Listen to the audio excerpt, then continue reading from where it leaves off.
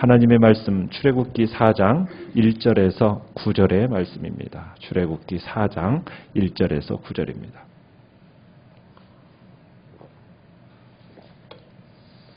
1절 제가 먼저 읽겠습니다. 모세가 대답하여 이르되 그러나 그들이 나를 믿지 아니하며 내 말을 듣지 아니하고 이르기를 여호와께서 내게 나타나지 아니하셨다 하리이다.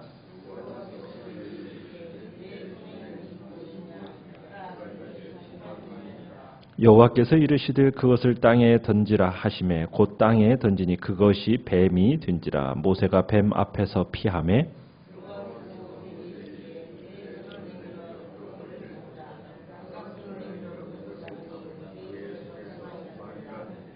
이는 그들에게 그들의 조상의 하나님 곧 아브라함의 하나님 이삭의 하나님 야곱의 하나님 여호와가 내게 나타난 줄을 믿게 하려 함이라 하시고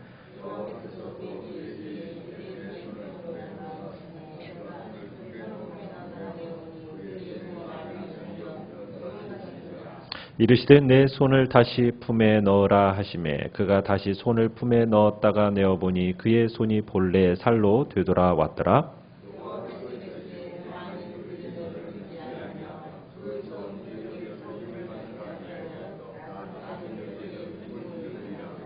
같이 읽습니다. 그들이 이 두적을 믿지 아니하며 내 말을 듣지 아니하거든 너는 나일 강물을 조금 떠다가 땅에 부으라. 내가 떠놓은 나일 강물이 땅에서 피가 되리라. 아멘. 오늘 말씀의 제목은 이적을 보여주시는 하나님이라는 제목으로 말씀을 나누고자 합니다. 하나님께서는 모세에게 아무것도 염려하지 말고 애굽으로 가라. 내가 너와 함께 하겠다라고 말씀을 하시고 계속해서 하나님께서는 참으로 모세를 설득하십니다. 그런데 이 하나님의 말씀에 모세가 설득되지가 않아요. 또다시 오늘 불안한 마음을 또 하나님 앞에 토로하는 것을 보게 됩니다. 모세의 문제 제기 이번이 세 번째입니다. 하나님께서 강력하게 명령하시고 또 하나님께서 지원도 약속하시고 그럼에도 불구하고 여전히 모세가 의구심을 가지고 있어요. 어떤 의구심을 가지고 있습니까? 오늘 1절을 보시면은 그러나 그들이 나를 믿지 아니하며 내 말을 듣지 아니하고 이르기를 여호와께서 내게 나타나지 아니하셨다 하리이다. 한마디로 요약하면 이겁니다. 이스라엘 백성에게 거부당할까 두렵습니다. 이거예요. 내 말을 믿지 않고 거부당하면 어떻게 합니까? 하나님이 자신의 이름도 알려주셨죠. 어떻게 할지 계획도 상당히 자세하게 알려주셨잖아요. 그럼에도 불구하고 모세는 여전히 이 일을 감당할 수 없다고 지금 확신이 없는 겁니다. 하나님이 함께 하셨겠다. 내가 너와 함께 하겠다. 반드시 함께 하겠다. 이렇게 약속을 주심에도 여전히 불안해하는 겁니다.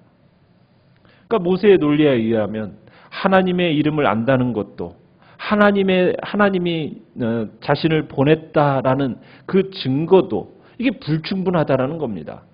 또 하나님이 이런 계획으로 너를 보낸다라는 그 정말로 상당한 그 지식을 그에게 보여주어도 그거 가진 것만으로는 내가 이스라엘 백성들에게 충분한 신뢰를 얻어낼 수 있을까요? 얻어낼 수 없을 것 같다라고 자꾸 그러면서 시작도 하기 전부터 불가능하다면서 지금 자꾸 포기하고 있는 겁니다. 참 40대만 하더라도 굉장히 참 기세등등했잖아요. 자기가 이민족 내가 살리겠다. 내가 지도자다. 그렇게 등등하게 다녔던 때가 이제는 세월이 너무 많이 흘러버렸죠. 40대에서 이제는 80대가 되었으니 이제는 자신이 너무 오래되어서 잊혀진 존재라고 생각할 거고 자신을 기억할 사람 아무도 없을 거라고 생각도 했을 겁니다. 기억했더라도 별로 신뢰하지 않을 거라고 아마 이스라엘 백성들이 그럴 거라고 자꾸 이제 마음속에 생각이 든 거예요. 히브리 노예가 40대에 자기가 애굽 사람 한 사람을 쳐 죽였을 거 그 중재자로 나섰을 때 뭐라고 얘기합니까? 누가 너를 우리의 다스리는 자와 재판관으로 삼았느냐? 아마 이 말 한마디가 40년 동안 그 마음속에 그대로 남아 있었던 것 같아요. 그를 괴롭혔던 것 같아요. 근데 이번에는 하나님이 모세의 이런 말에 반박하시지 않습니다. 대신 모세가 우려하는 이 회의론, 어떻게 보면 회의론이 현실로 드러날 경우에 그 의심, 불신, 이것을 불식시킬 수 있는데 사용하라고 세 가지 징표를, 표징을 주십니다. 자, 하나님께서 주시는 세 가지 표징, 각각 무엇이죠? 첫 번째 표징은 무엇입니까? 지팡이를 땅에 내려놓으면 뭐가 된다? 뱀으로 변하는 거였습니다. 자, 2절에 보면 하나님이 모세에게 네 손에 가지고 있는 게 무엇이냐라고 물으십니다. 그러자 그게 뭐예요? 지팡이입니다. 자, 지팡이라는 것, 마른 막대기에 지나지 않는 겁니다. 자, 그런데 모세의 지팡이가 하나님의 손에 딱 잡히니까 뭘로 변해요? 살아있는 걸로 변해요. 생명과 독이 가득한 뱀이 되어버려요. 마른 막대기조차도 하나님이 역사하시면 생명력이 있는 그런 존재가 된다라는 거예요. 하나님이 사용하실 수 없는 사람은 없다라는 겁니다. 하나님의 손에 붙들리면은 세상적으로 볼 때는 지극히 무능력하고 볼품없는 존재라 할지라도 하나님이 함께 하시면 하나님의 놀라운 큰 일을 이룰 수 있는 능력의 일꾼이 될 수 있다라는 것을 보여주고 있는 겁니다. 그러니까 모세에게 내가 너와 함께 하겠다. 내가 너와 함께 하면 어떤 일을, 놀라운 큰 일을 이룰 수 있다라는 것을 지금 보여주는 겁니다. 모세에게 하나님이 함께 하실 때 마치 살아있는 움직이는 뱀이 된 것과 같이 역동적이고 능력 있는 그런 하나님의 일꾼이 되어서 나중에 모세가 이스라엘 백성들을 이끌어내는 그런 놀라운 구원의 역사를 감당하게 되잖아요. 우리가 아무리 세상적으로 볼 때 볼품없고 능력 없고 정말 아무 일도 할 수 없는 것처럼 생각이 되고 현실 속에서 주저앉고 싶을 때 우리에게는 살아계신 하나님을 신뢰함으로 믿고 일어나야 됩니다. 담대해야 되는 거예요. 하나님이 우리와 함께 하신다면 세상에 어떤 능력 있는 사람들보다도 더 능력 있는 존재가 되는 겁니다. 사랑하는 성도 여러분, 절대로 여러분에게 주어진 것 과소평가하지 마십시오. 하나님을 온전히 신뢰하고 의지하고 하나님이 나와 함께 하신다면 더 놀랍고 큰 일도 할 수 있다. 이 믿음으로 우리는 나아가는 것입니다. 자, 그런데 여기서 지팡이와 뱀, 여기에는 몇 가지 상징적인 의미가 있습니다. 고대 애굽에서는 지팡이라는 건 뭐냐면 왕의 권위, 왕의 능력, 이걸 상징하는 거예요. 그리고 이 뱀이라는 것은 애굽의 수호신은 코브라 여신이었습니다. 코브라. 그래서 우리가 애굽 바로 왕의 이 왕관을 딱 보시면은 뭐가 딱 있던가요? 코브라, 뱀이 그 앞에 딱 이렇게 있는 것을 여러분들이 영화나 이런 것들을 보시면은 볼 수 있을 거예요. 그러니까 수호신으로서 이 코브라가 이렇게 그들 속에 있었던 겁니다. 그러니까 왕관에 새겨진 뱀이라는 것은 뭘 상징하는 거냐면 왕에게는 신적인 보호가 있고 왕에게 신적인 권능이 있다라는 것을 보여주고, 그러면서 왕을 대적하는 자에게는 죽음을 경고하는 의미로서 이 코브라가 있는 겁니다. 자, 이런 배경 속에서 하나님은 이제 지팡이로 하여금 뱀이 되게 하신 거예요. 지금 근동 지역에서는 지금 두려움의 대상이 누구예요? 바로의 권세입니다. 자, 그런데 이 바로의 권세라는 것도 하나님의 주권에서 나온 거다라는 것을 지금 보여주고 있는 거예요. 뱀을 다시 또 지팡이가 되게 하시잖아요. 그러니까 결국에는 바로의 권세라는 것은 하나님에 의해서 다시 무너지는 거다. 그것을 보여주는 겁니다. 그래서 세상 모든 권세는 누구의 손 안에 있는 겁니까? 하나님의 주권 안에 있는 거예요. 하나님의 뜻 안에서 허락하는 하나에서만 존재되어지는 것이 세상 권세인 겁니다. 자, 하나님은 뱀으로 변해버린 이 지팡이를, 이 뱀을 이제 어떻게 해요? 3절 끝에 보면 뱀 앞에서 피합니다. 두려워서 피해요. 자, 그러자 하나님이 뭐라고 얘기하십니까? 4절에 내 손을 내밀어 어디를 잡으라고 얘기해요? 뱀의 꼬리를 잡으라고 합니다. 여러분, 뱀의 꼬리 잡으면 어떻게 돼요? 뱀을 어디를 잡아야 됩니까? 머리를 잡아야죠. 머리를. 그죠? 물으면 죽는 거 아닙니까? 꼬리 잡으면 어떻게 돼요? 꼬리 잡으면 곧바로 그냥 뒤돌아서 가지고 완전 공격하게 되는 거잖아요. 자, 그런데 하나님은 뭘 잡으래요? 뱀의 꼬리를 잡으라는 거예요. 뭘 의미하겠습니까? 이거 뱀 꼬리 잡으면 죽는 거예요. 근데 거기를 잡으래요. 나를 믿고 순종하라는 거예요. 그러니까 하나님을 믿고 순종하라는 믿음을 지금 요구하시는 겁니다. 그러니까 모세는 하나님의 말씀대로 순종했어요. 그 결과 어떤 일이 났습니까? 다시 뱀이 뭐가 됐어요? 지팡이가 되는 놀라운 이적을 체험하게 된 거예요.